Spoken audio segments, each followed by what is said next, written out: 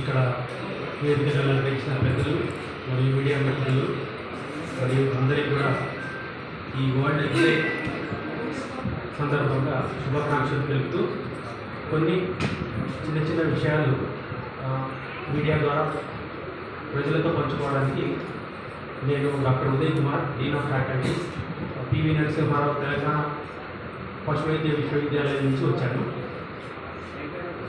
అయితే ఇప్పుడు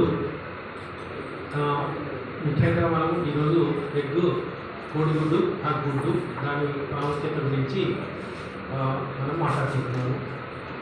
అయితే మనము తినే పదార్థాలలో రోజు 3 ముఖ్యమైన పదార్థాలు ఉంటాయి. పిండి పదార్థాలు, కొవ్వు పదార్థాలు, మాంసకృతులు. పిండి పదార్థాలేమో మనం ఎనర్జీ రావడానికి అవసరం. ఫ్యాట్ అంటే కొవ్వు పదార్థాలేమో వాటిల్లో వైటమిన్స్ ఇవన్నీ ఉంటాయి. సో అవి కూడా మన శరీరానికి ఎంతో అవసరం. అదే రకంగా ప్రోటీన్ అంటే ఈ మాంసకృతులు అనేది మన ఎదుగుదలని సంబంధించిన విషయంలో అవసరం అవుతాయి.